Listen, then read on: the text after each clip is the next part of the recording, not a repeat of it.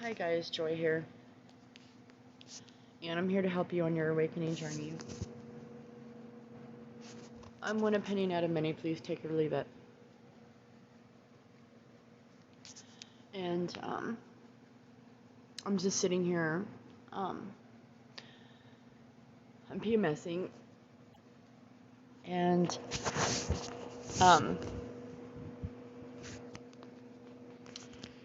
I was sitting here thinking,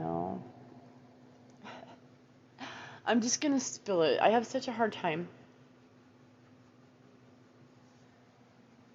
because I feel like I'm gonna get ridiculed. I feel like I'm gonna get, picked apart. I don't want to take a lot of hate. My beliefs have completely changed,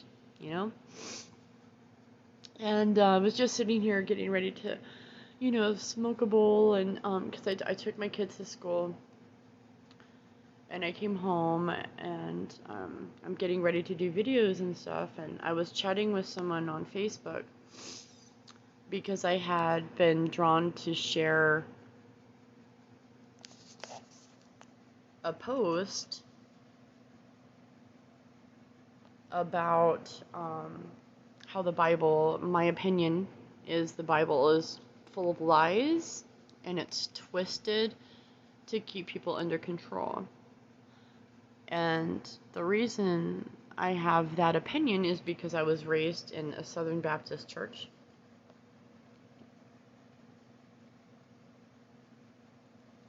And a Southern Baptist home, Christian home, where we were baptized and went to Sunday school and all of it. And it was a really, really tough realization that my perception of God was very small. And what do I mean by that?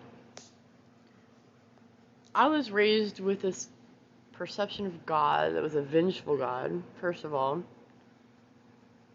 It was almost a God you couldn't even trust.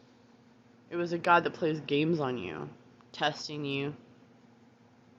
I'm not saying that we're not tested by the universe, don't get me wrong.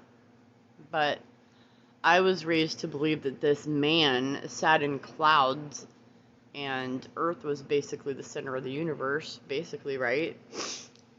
There's no other planets, there's no other life ever anywhere else except on Earth, and this man in the clouds is God. And you can, wish for things like a genie, like you can pray to God to get what you want for Christmas, and you can pray to God to get horses and get things, and so when I was praying for service to self. I was praying for things for me. I want that job. I want the money. I want the car. I want the house. I want the horse. I want the boyfriend or husband. I want the child. I want those things.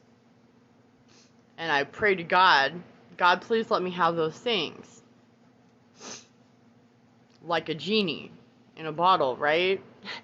That's how I was raised, okay? I'm not saying, yeah, it's wrong. It's completely fucking wrong. You don't throw wishes at God. If you want it, you go get it. If you want it, you go get it. You don't sit around and wait for it to happen. And yes, I'm very emotional about it. That's messed up. You know what? I'm gonna be real. That's fucked up to do to a kid. That's fucked up. To disempower humans like that. God isn't some magical genie in a cloud throwing lightning bolts at you or granting wishes. Hate this group, love this group. That group suffers, this group doesn't. It never made sense to me. It never fucking made sense to me. Okay? You know what does make sense to me? If you want something, go get it. You have the power to do that. If you want something changed, do something and change it. You're the powerful one. If you want to create something, you create that. You don't ask for some magical man in the clouds to give it to you. Get off your ass and do it. So, I was raised like that, completely disempowered.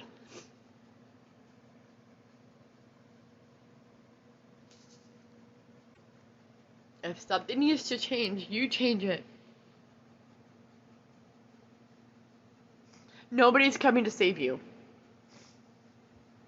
Okay?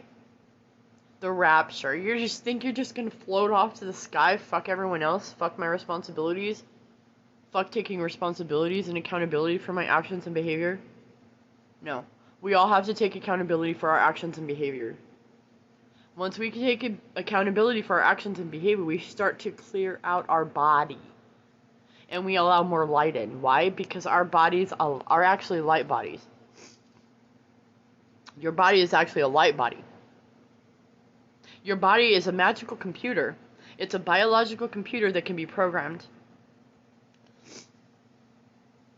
Just like the church programmed everyone to believe in a power greater than yourself that's outside of you, that lives in the clouds and grants wishes, and Earth is the only... What? How is Earth the center of the fucking universe? How are we the only living creatures in that vast universe? And I've seen memes. You take a spoonful of the ocean, and because there's no sharks and life in it, you say there's nothing in the ocean. Well, I'm sorry to say, you're mistaken. God is a bigger God than we first thought. And there's other gods. There's multiple gods. There's creator gods. And you know what those creator gods are?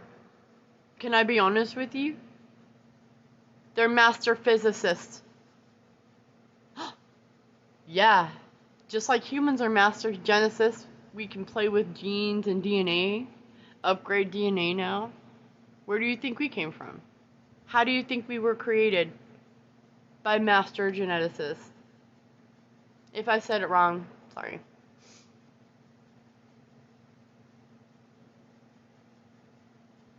I was raised to be disempowered. The truth is, I create my reality. Just like you have the power to create your reality. If you have a big, beautiful life, you did that. No one did that for you. Miracles happen. I'm not saying God isn't real. I'm not saying God doesn't help, God's divine plan. I'm not saying there isn't that. I'm not saying that at all. What I'm saying is, you're the powerful one. You have the power to change. If you want something changed in your school, become a part of it to change it. If you want something changed in your government, become a part of it to change it. No one's going to do it for you. If you want something to change in your area, why don't you do that? Why don't you follow your calling? What is it that your heart is calling you to do? What excites you? Whatever is exciting to you. Whatever brings you the most joy. Whatever brings you the most happiness.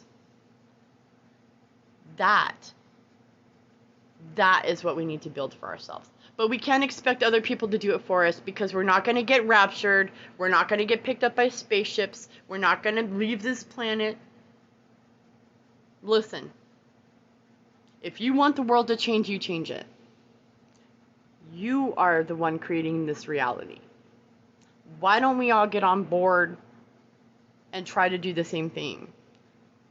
If we can get as many people on board just to live heart-centered, follow your heart. Encourage people and children to follow your heart. Let's see what happens when you start following your heart.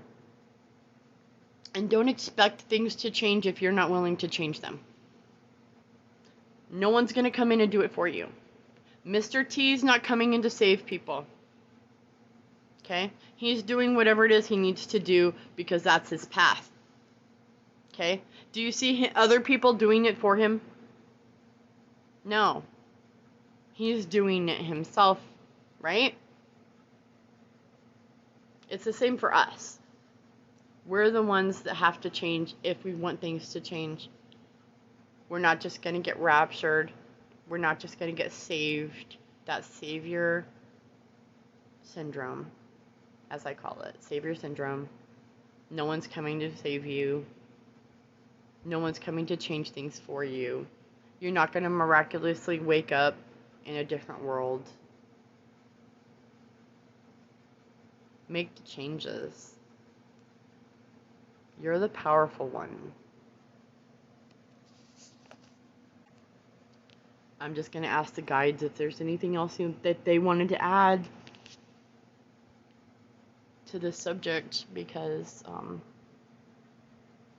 I'll get more into your how to program your biological computer and all of that, because they've been doing it to us this entire time to disempower us.